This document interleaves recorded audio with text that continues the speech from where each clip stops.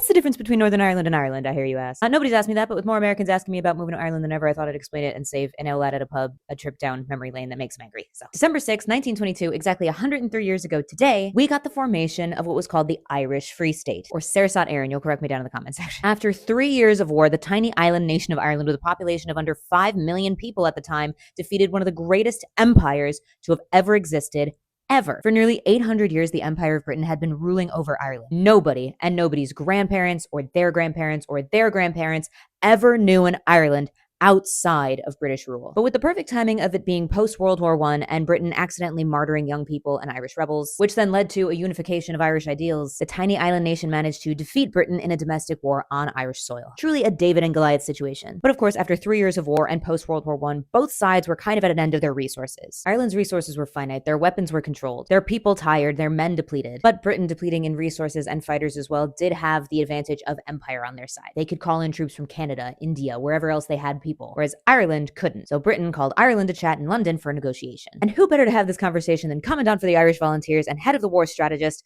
Eamon de Valera. I'm sorry, what was that?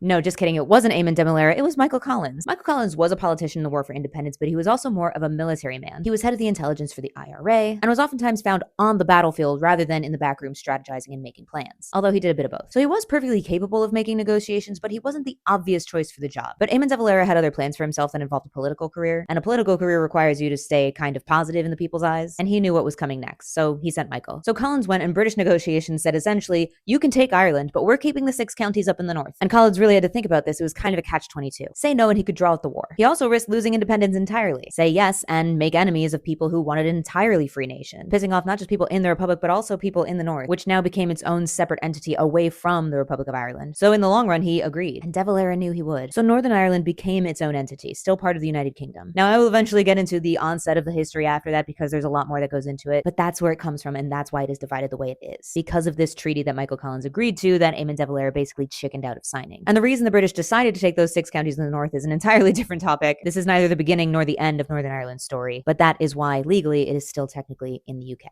if that makes sense. Anyway, I hope that any Americans thinking about moving to Ireland now have a bit more context and enjoy. Bye bye. Bye bye. Bye bye.